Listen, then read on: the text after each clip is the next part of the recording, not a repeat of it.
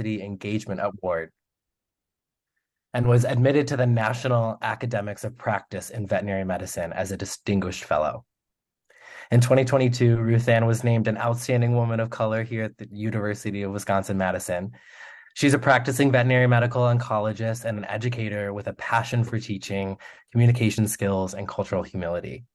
So we'll plan for about 15 minutes of question and answer at the end, at which time we are happy to stop the recording if preferred. And I think without further ado, the floor is all yours, Dr. Chun.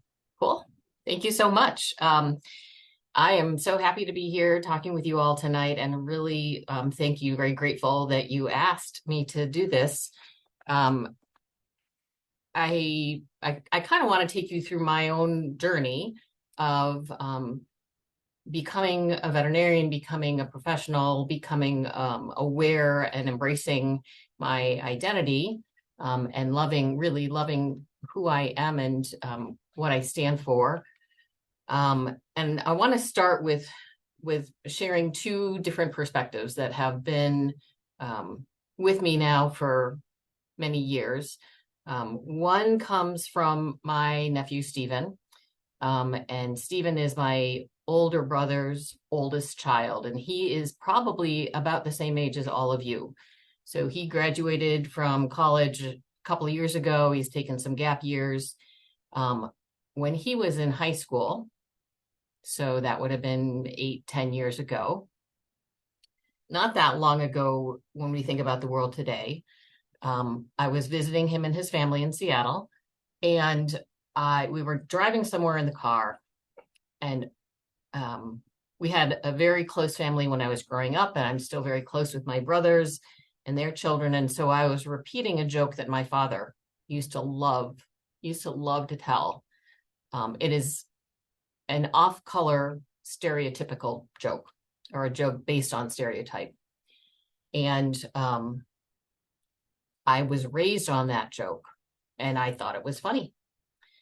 And I told that joke in the car, and there was a silence. And my nephew, Stephen, who was maybe a freshman in high school, he was pretty young, turned around and looked at me and said, "Auntie Rue," because my family calls me Rue, "Auntie Rue, that joke is based on stereotypes, and I don't think you should be perpetuating that, and I don't find it very funny." And I was like, whoa, wow, I never, ever had that perspective before.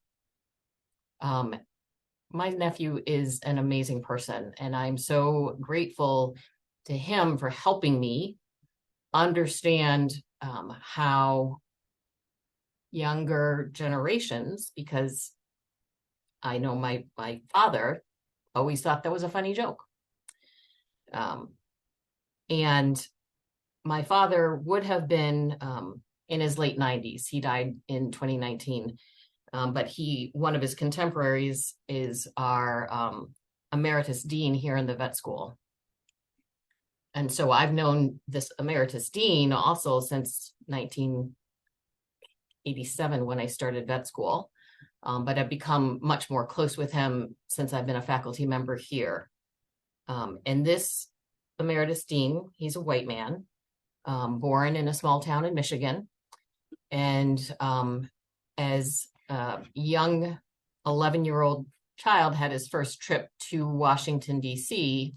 By train for the AAA Safety Patrol honor visit.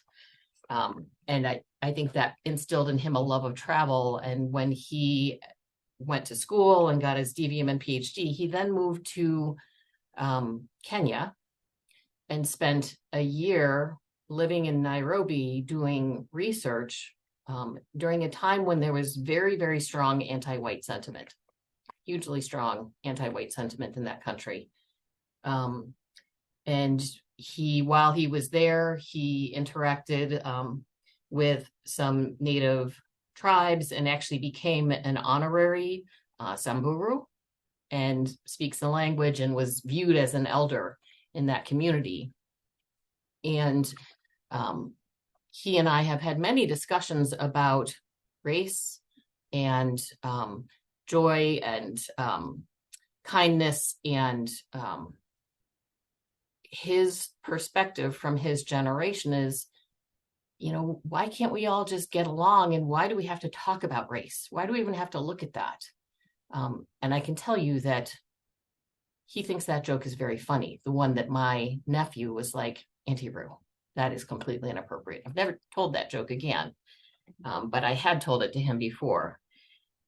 And so there's this continuously moving goalpost that we recognize and learn, and then the goalpost resets, and then we need to do better. We need to always do better, and we always need to recognize that. So when I think about what it means to be an Asian veterinarian, I have to think about, well, what does that mean to me personally?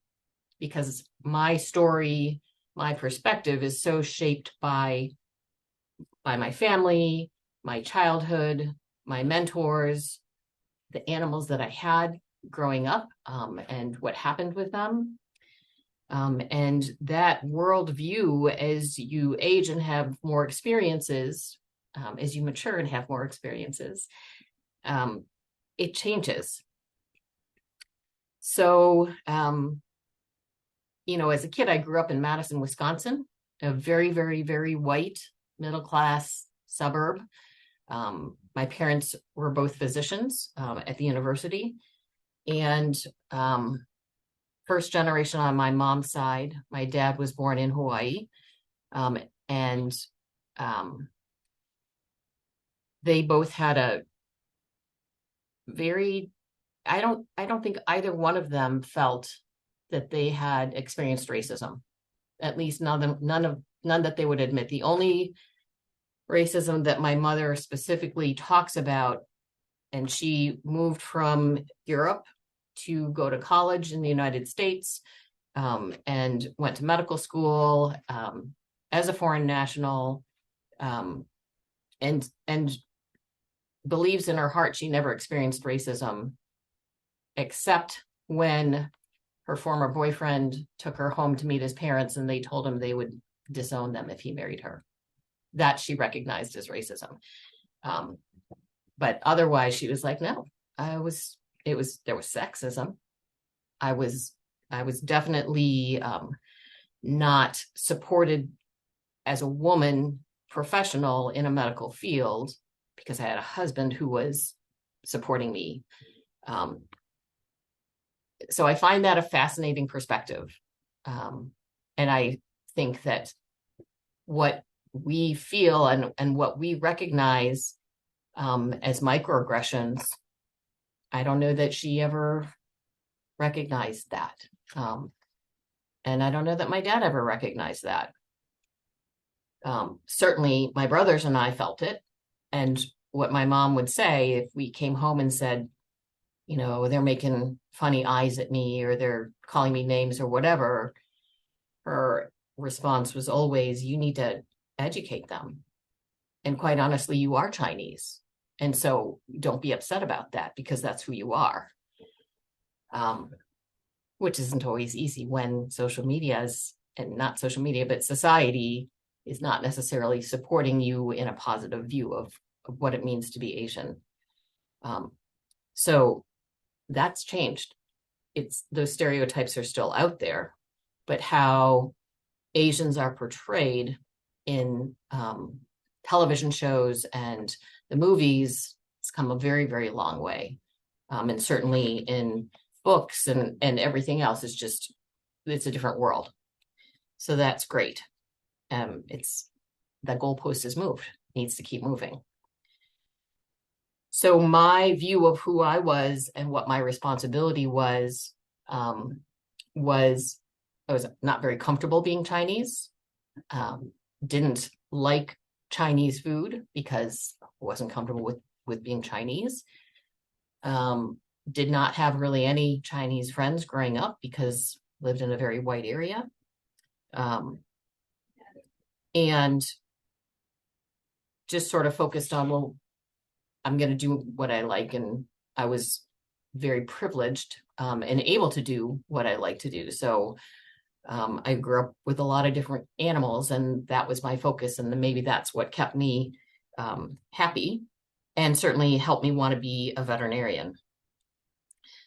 So when I went to vet school, it wasn't so competitive and difficult to get in. I will say that some of you this may resonate with you, that when I got into vet school, my mom was like, "Really? You did?" Um, Maybe some of that you hear echoes of your own parents. She's very supportive. She loves me. She's very proud of me, but she couldn't help but be surprised that I got into vet school. I had a great time in vet school. I was not the best student, but I really enjoyed myself. And I think the only time that it struck me, there are two times when I thought about being Asian specifically, when I was a veterinarian in vet school. And the first one was during my first year when there was a radiology resident from Japan, and I was studying after hours and looking at x-rays, and he came and found me, Taka. We still know each other. And he said, "You and I are the only two Asians in this entire school." And I was like, "Well, yeah, we're in Wisconsin. What do you think?" I mean, I didn't say that, but to me, it was like, yeah, of course. Why is that surprising to you? So his lens was like, "Oh my God, what is the world coming to you? I'm coming from an entirely Asian country here where there's nobody that looks like me." And that changed while I was in vet school. There were Asian faculty hired. There was one other Asian student that was in the DVM curriculum at the same time I was, Fran Azika. She now practices back in her home state of Hawaii. That stood out to me. And then when we hired a Japanese faculty member, and I got to interview him and learn his history and why he came to Wisconsin. So those are kind of when I was in vet school, the only times I really thought about being Asian.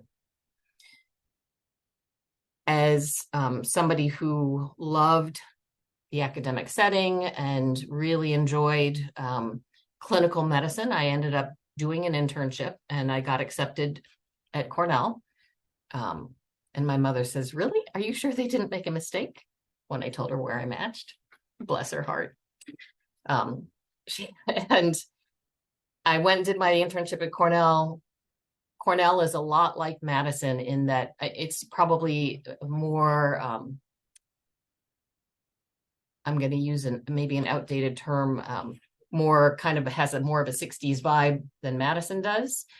But certainly a very liberal, open, safe feeling place. And so I went there, had a great year, really enjoyed it. Didn't think twice, honestly, again, about being Asian. Certainly didn't ever feel like I had pushback from any of my clients, certainly not from the vet students or the faculty. And it was when I went on to do my residency that I started to recognize that I looked different and that clients might treat me differently because of that. And I wasn't prepared to deal with that really at all. I had never faced such overt racism, and I didn't know what to do with it except kind of ignore it and move on and just do my job. And that was, at that point, I think still something that helped me get through was, well, I'm doing an oncology residency, and I had a client who had a very large dog with osteosarcoma. He was a wolfhound, and so to move the dog, he was not able to get around even on three legs. So we had to kind of sling him and support him to get him to a point where we could put him on a gurney. And it happened to be me and two other Asian women students. And the client was so excited. "Oh my God, you're his geishas. You're my dog's geishas." I wish I had my camera. And thank God she didn't have her camera, because I honestly don't know what I would have done. And I didn't say anything. I basically talked to her about her dog and what the options were and how we might manage them. Took the dog in for the day and did some diagnostics, came back at the end of the day, had different students that helped me get him out to her, and she was quite disappointed about that. And I also ignored that. And I have no recollection what happened with that dog. So when I think about that now, it still makes me mad, of course. The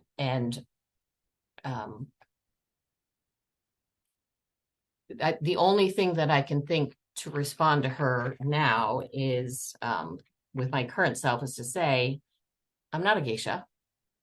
One, I'm not Japanese. I'm Chinese. Two, I am a medical oncologist. I'm not a geisha. And I'm here to help your dog. Because as a veterinarian, that's still my goal, is I'm here to help your animals. And we are going to interact with people that we don't agree with for so many different reasons. And if I said that to that person and they continued to say, there's Geisha Chun instead of Dr. Chun, or there's Geisha Ruthanne, we would have to stop working together. But if I had said that to her and she had taken that as an opportunity to take a step back and reflect, oh, maybe that wasn't an appropriate thing to say, then that would have been fine. And she's not going to be my best friend. I'm still going to be her dog's veterinarian. I'm going to recommend things. I'm going to give her choices, and she can choose those choices or not. And that, in my mind, is how I try and go forward now, is a little bit of what my mother said when we were young, and somebody would make fun of us, and she would say, well, honestly, you are Chinese and you can educate them.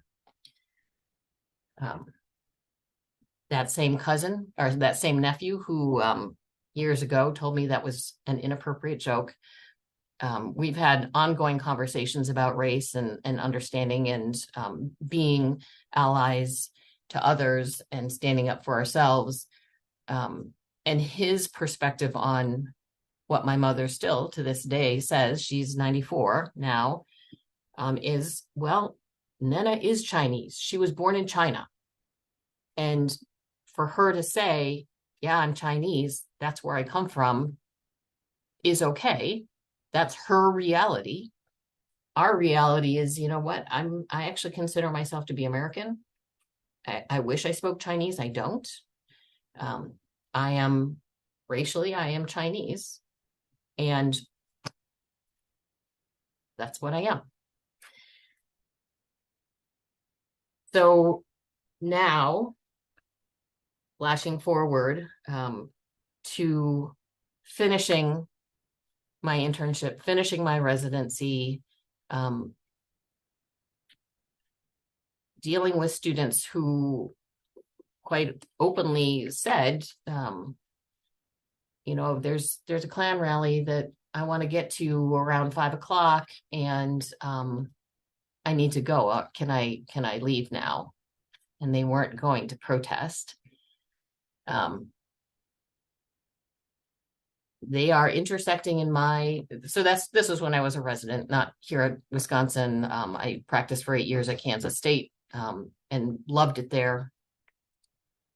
But again, people are going to live their lives, and I can choose to try and work with them and educate them and have boundaries at the same time, or I can choose to ignore that and not have that opportunity to make a change.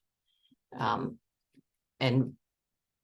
what I have tried to do for the majority of my career in academic medicine is to make positive change and to be a positive change agent, whether it is in a clinical setting, working with my patients and clients, teaching students, or as an administrator, working with students and postgraduate trainees, clients, faculty, referring veterinarians, all in this very messy mix of a teaching hospital.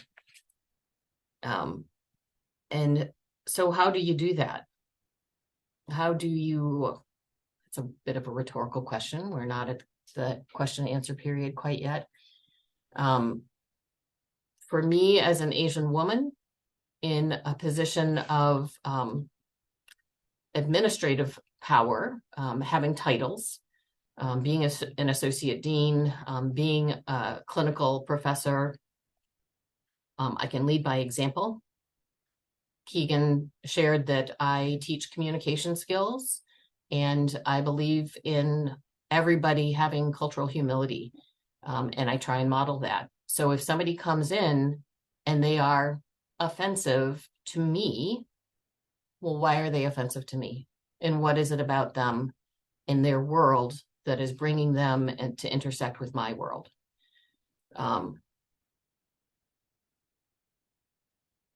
I have not, since that time when I was a resident, had anybody say, I'm not going to work with you because you're Chinese. I have colleagues who are not native English speakers who have experienced, I think, bias because clients primarily find them difficult to understand. And when that happens, one of the very hardest things in the world for me is to not automatically say, F that, they're a jerk, they're not coming back here. But to say, how can you, person who is not a native English speaker, help get your point across clearly? Do you need to speak more slowly or practice speaking more clearly so your client does understand you? And to that client, help me understand what your concerns are about interacting with this doctor. And there are more times than not where when our clients come in, especially in an oncology setting, how do you think they're feeling? They're scared, they're emotional, they're sad, they're fearful, and that means that their brain is triggered. Their amygdalas are triggered. Their ability for rational thought may be decreased because they're afraid for what's going to happen with their dog. Maybe there's guilt involved because they were waiting and didn't realize how bad it was. Maybe there's guilt involved because there's money involved and it's a lot to pay for. And emotional intelligence tells us that when people are triggered by those strong negative emotions, their ability to think rationally and act rationally is decreased. So my response is to go back to communication skills and intentionally with that person who I might be angry with or not like, think what's happening in their world. How can I connect with them and bring things down a notch so that we can actually have a conversation about why they're here and what we can offer them for help. Because it's a Venn diagram. Here's my little circle right here. Here's their little circle right here. And they come into the veterinary clinic and we overlap. And in my veterinary clinic, where it is my veterinary clinic, I work here. I don't own it, but I work here. And it's my power and they're coming into my place. I can be the one who controls that interaction and works to make a connection with a person. Is it okay if they continue to be unwilling to listen and calm down and be open to working with somebody that they may never have worked with before? Maybe then it needs to end there, and that's okay. But for us to not pause and reach out and figure out why are you feeling this way? What is getting you so upset? Is not how I do my job. Whether they're upset because they feel like they can't understand the person, or they don't like their last name, so they don't want to see them. You're here for a reason. These people work here for a reason, and if that's not going to work out, then it's not going to work out. So again, I'll say that the hardest thing for me is to not become defensive of the folks that I represent, or the folks that I work with, or the students that we're educating. Yes, I want to support those people on my team. And I think the hardest part about perceived racism is intentionally stopping and getting the other person's perspective and hearing, help me understand what was going on. And if that person can have a face-to-face conversation with me that is rational and calm, and I'm open to giving them another chance. And I will say, Dr. So-and-so is here because we believe that they do the job. We support them, and they're here on a training program or whatever it is.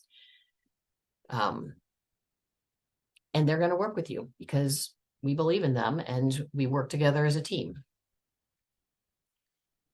I'm just checking my notes to see that I've covered the points that I wanted to cover. I will say again that I think I've been privileged. I grew up very privileged. We had the ability we lived in a nice house. We always had food. We were always safe. We always had shelter. We could go on vacations and do privileged things. And I've always been in a setting where I had safety options. I certainly have had times where I needed those to lean back on, or to support me. And so I'm lucky because I had the support and I had the privilege of being able to have an education and have food and have shelter that not everybody has. And they still get to the point where they're through an undergraduate degree and into higher education, getting a doctoral, getting a DVM. And I think the perspectives that you bring in from all of your different backgrounds are equally important and rich. So I know I've only been talking for about 20 minutes. Those are some of the main points that I wanted to share. And I'd also love to hear some of your stories or perspectives or answer questions.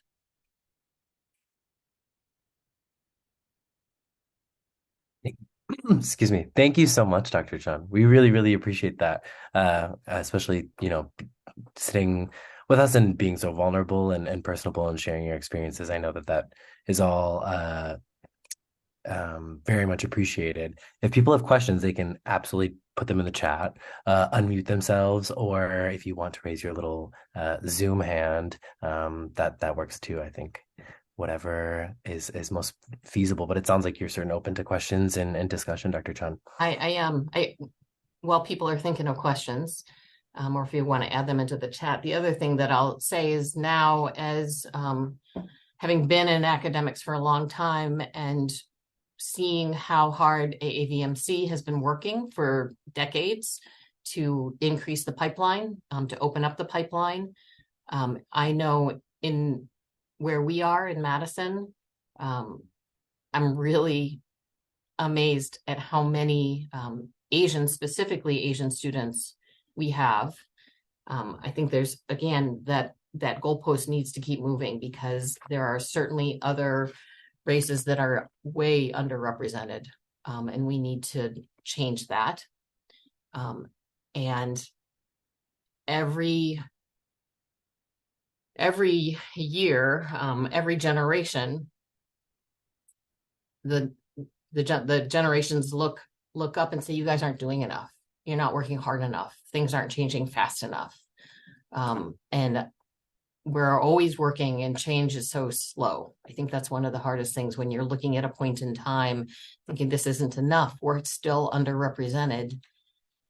We're so much less underrepresented than we were, and just need to keep on pushing that rock up the hill and letting people know being a veterinarian can be amazing.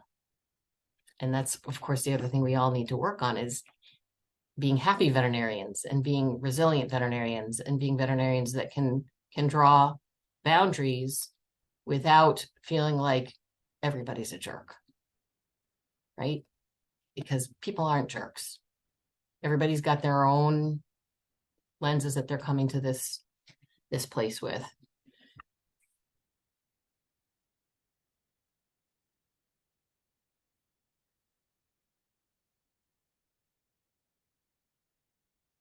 I'd love to answer questions. Well, if everyone's being shy, I'll ask one. So you mentioned that your parents were both MDs. So, but you said they still were very supportive of you becoming a vet. I'm just amazed by that because that was not my experience. Could you tell us a little bit more about that? Yeah, thank you for asking that. So I was the kid that always wanted a pony, that always wanted kittens and puppies, and that would find whatever poor wildlife I thought I could help and drag it home. And my parents would be like, we don't need a toad here. But I was so excited by toads. So I think one of the things that's different about my family is that although my mother was born in China, she was and raised with a Chinese family. She had a very atypical upbringing. Her father was an ambassador originally for nationalist China. And so this was before World War II. And he was stationed originally in Denmark and then ultimately in London. And so when my mother was 4, she was born in China. She had a couple early years in China, but then she moved. And they moved multiple times, and she had to learn multiple different languages at all the different schools that she went to. And her brothers were a few years older than her, so they were not with her for much of that. They were in boarding schools, again, a very atypical upbringing for Chinese kids.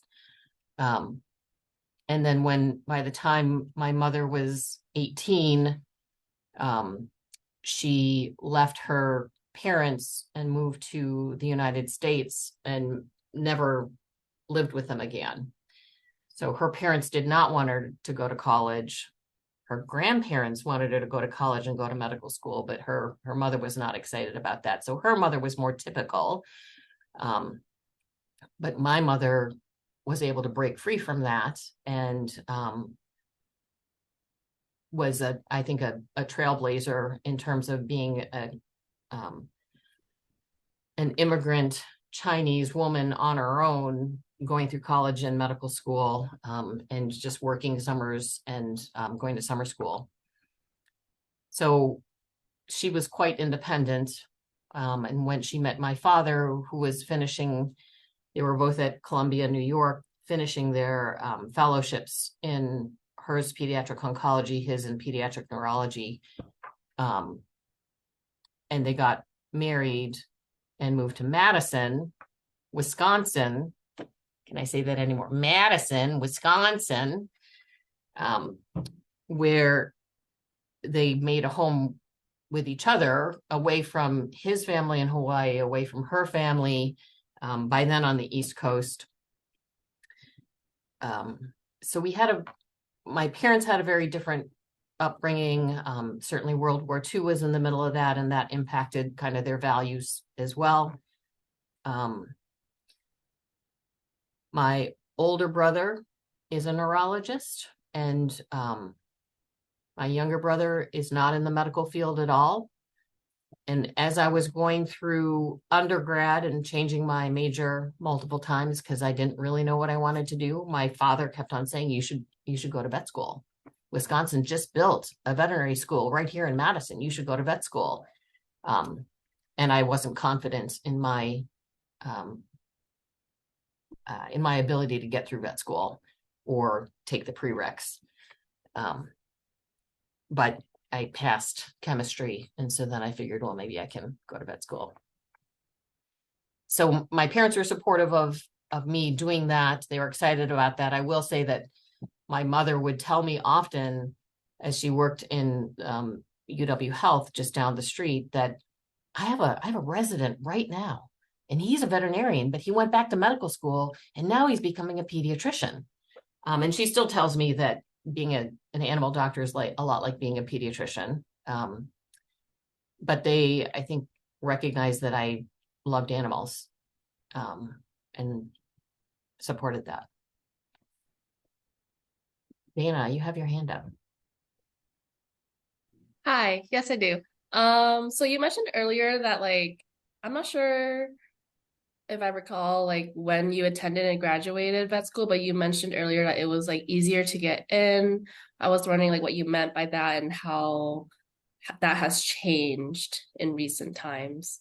I think not nearly as many folks were applying to vet school. At the time, there were fewer veterinary schools, but I don't think that the rate of application was what it is today.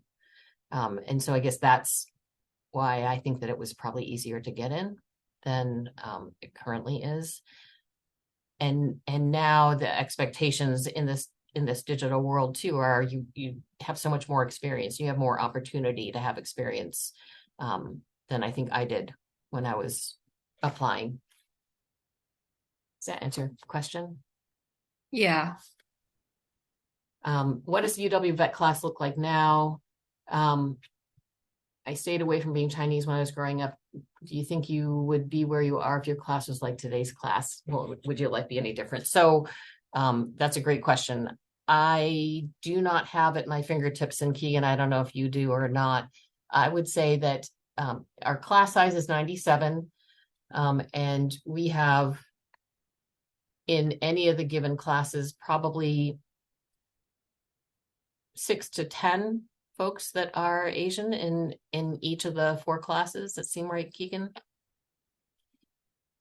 Yeah, thank you. And so what really helped turn me around and embrace being Chinese was actually having colleagues and specifically residents that are Asian. And that really didn't happen until I moved back to Madison. So I finished my residency. I lived in Madison for 2 years as an instructor. I had moved to K-State and worked at the college there for 8 years and didn't have many Asian students there. But when I moved back to Madison, within a year or two of me moving back to Madison, I had 2, 3 medical oncology residents that were of Asian descent, and working with them and finding just little similarities and things that we enjoyed and could talk to one another about, or tease one another about, or laugh about, made me just embrace it so much more and normalize it so much more for me. And so I think that I might have caught on a lot faster. I'd embraced it a lot faster if I'd had classmates that had been like me. Thanks for asking that. I was going to say, Dr. Chun, did you want me to read you your next question? Sure, go ahead. I see Karina's put something in. Yeah, so it sounds like they find it hard to participate in Asian culture events from not speaking the language or handling spicy foods, maybe a lack of dexterity with proper chopstick handling, feels awkward to go and then potentially still feel out of place. It was very heartening for them to hear you weren't raised on Chinese food or speak the language, but still feel comfortable and confident in your own identity. Yeah, I think that's such an important point now, and Karina, I hope I'm pronouncing that correctly, that my son now is in college and he's very good with languages and he's learning Mandarin. So he will come home and speak with my mom in Chinese. And I'm so jealous. But when we think about being Asian, there's so many within the Asian community, so many identities that we have. And, so many different, on my block where I live, I have many, we call them Hapa because it's the Hawaiian term, but Asian, half Asian, part Caucasian families. And so we all hang out together, and just within that group, I have one of the mothers is a Laotian refugee. So she lived in a refugee camp for 10 years before she moved to the United States. And she is an amazing kick-ass person, and her siblings are now all over the world. And then another woman is born in California, but her dad lives in Taiwan and her mom lives in California. And there's so many different ways to be Asian, and that's part of a melting pot, if you will. My husband is Polish, actually Caucasian, and my son, being Hapa, when he was growing up, his friends were like, "You're not Chinese," and Elliot was like, "Yes, I am. I am Chinese." But he never worked. He never wanted to use chopsticks. Didn't like rice when he was growing up. And now that he's in college with a whole bunch of a surprising number of Hapa kids, as well as other Asians, like they get together and they learn together to cook Asian food and make dumplings and eat with chopsticks. I'm like, you never eat with chopsticks at home. Why are you doing this now? Like whatever. So yeah, embrace it. It's awesome. We are who we are.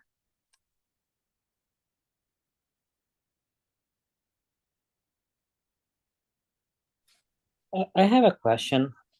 You told us that you worked in Kansas before going back to academia. Was that in private practice? No, it was at the vet school at K-State. Okay. Yeah. My question would, if you worked in private practice before, if you noticed any difference working in academia versus private practice, because I think there's a big difference on that. So I'm like you, I was being encapsulated in universities, so I feel like protected that way. I think people that are out in private practice, they might be a little bit more exposed to more explicit racism than us. So I can share other people's stories, knowing, and I think it depends a little bit on where you practice. In Kansas, there are, perhaps because where I lived, a large number, there's an Army base there. And so because Fort Riley's there are a lot of former Army folks. And so there's a lot of Hapa families because of the Korean War. And so there's Korean women married to white men that a lot of them live in Kansas. And between that and the Army base, I think it was more diverse because of that. I have a colleague who is a medical oncologist that works in private practice, actually worked in private practice. She left because she felt that actually just the racism within her practice was so bad and so unsupportive of her trying to implement change that she was like, I can't stay here anymore. And so I think that it depends. It depends where you are. And certainly there may be a difference too in general practice versus specialty practice. I'm wondering if anybody on the call has seen that. If you've worked in general practices, Have you seen different types of situations that were uncomfortable because of that?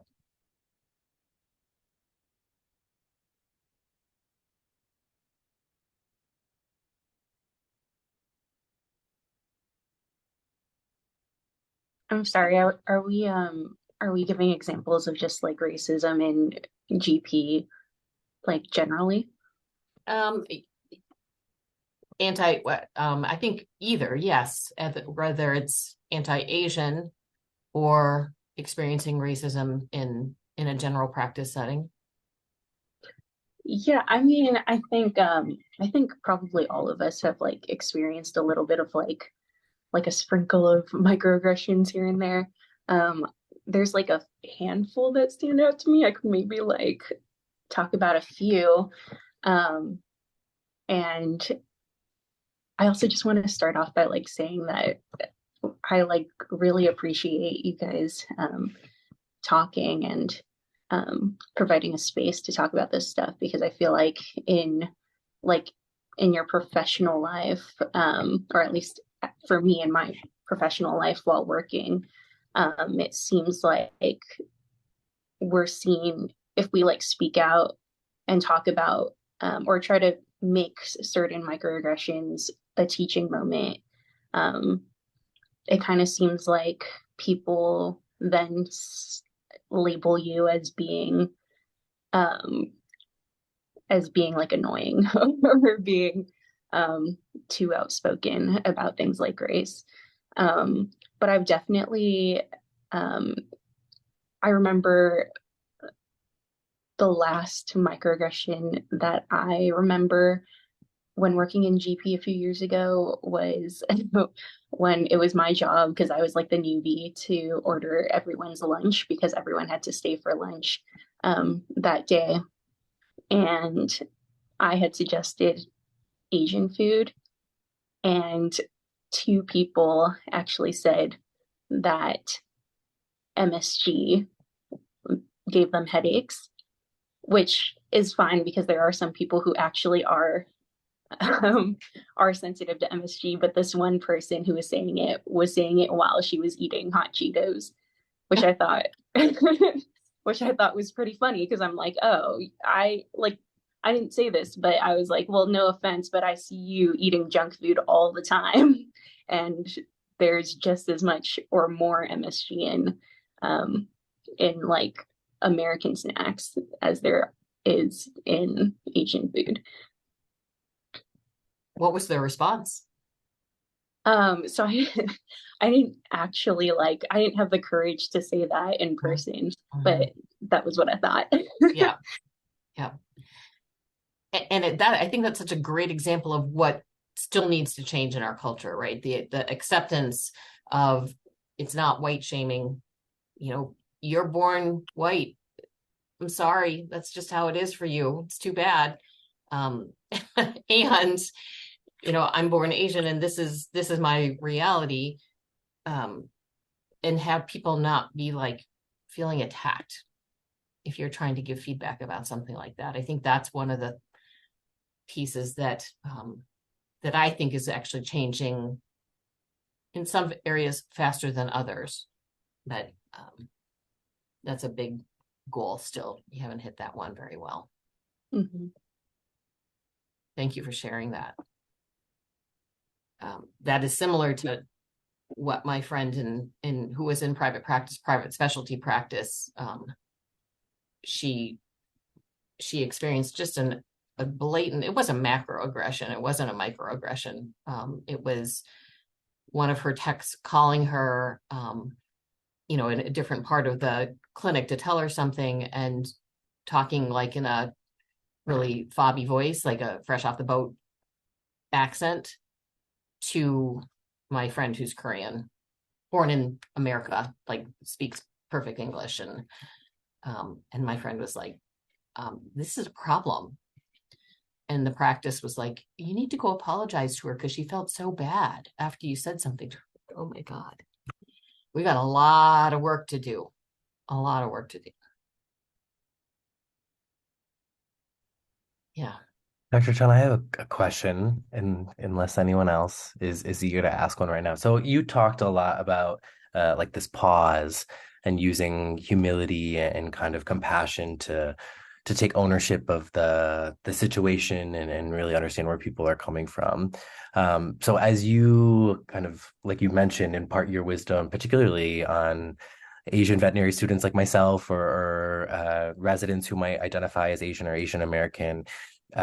What kind of advice do you have, especially as someone who's non-confrontational, to, if any, to not sort of take those important kind of interactions home with you or let them kind of throw you into a spiral? I'm curious if you come up with tips or tricks to mediate your kind of afterthoughts after a scenario like that. Does that make sense, that question? Yeah, totally.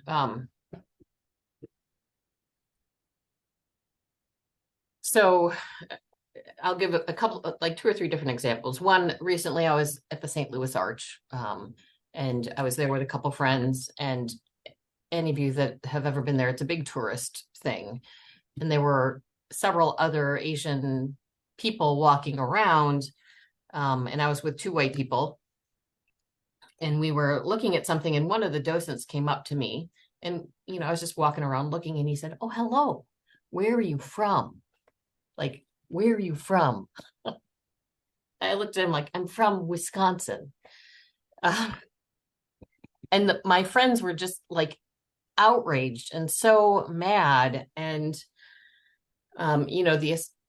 his assumption is he works as a docent in a big site landmark, and so people must come from all over the world to see this. So my story, what I always end up writing is, oh, well, where is he coming from? What is his perspective? Why is he thinking that? And I'll admit, my friends were really mad. And I was like, he's just a big dork. It's fine. He's just a dork. It was a dork being, I hope, not too offensive to any of you. We are recording this. It was, I think my default is always to think, well, why did he think that about me? I do look Asian. I am Asian. I'm Chinese. And when I'm in China, nobody in China thinks that I'm Chinese because I don't speak Chinese. I dress different. I look different. Everything, I move different. Everything about me is different from people in China. And that was in some ways equally distressing, that I couldn't like go there and blend in. Or if I tried to speak Chinese, which my Chinese is terrible, like, "Hello, my name's Ruthanne," they would be like, "I have no idea what you're trying to say." So sometimes I can justify or think about where that person's coming from. I think the hardest one that still is very, very difficult for me is when I was in a small town in Missouri visiting a friend, and my friend's family took me out to a nice country club for breakfast. And as we were waiting in the parking lot for the valet to bring the car around, a little, I don't know, 8 or 10-year-old little girl, cute, blonde, all dressed up, looked at me and she was like, "Dirty Chinese." Like, I had no idea what to say to her, and obviously still really blows me away that somebody could do that. And that's where I think we got a lot of work to do. And how can I be an agent for positive change and not inflame things more and create a "you're bad because" scenario? How can I create this is who I am, and as a human being, what I believe in, and I'm just sitting here.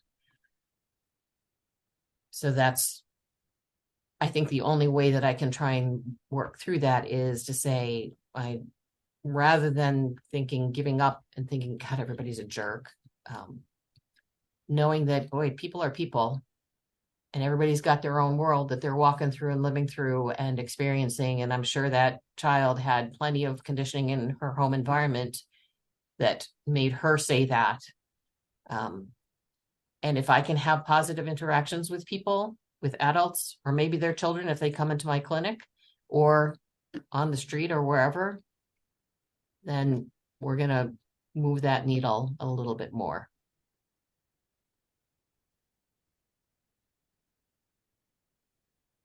Thank you so much. Oh my, I didn't realize I was unmuted that whole time. Thank you so much for sharing that. Does anyone have any last minute questions for Dr. Chun?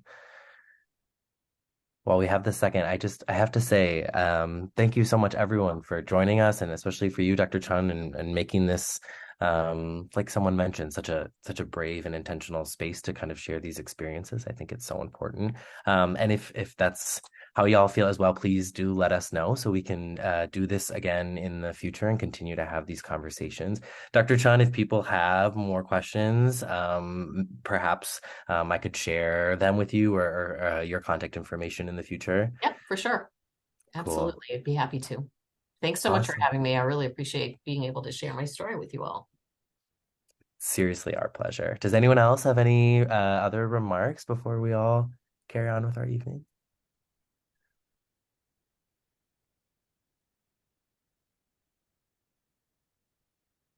Awesome.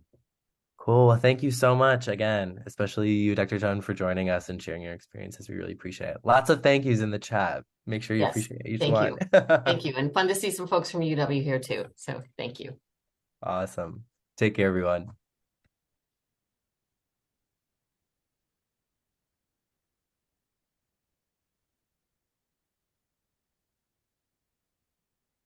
Thanks so much. It was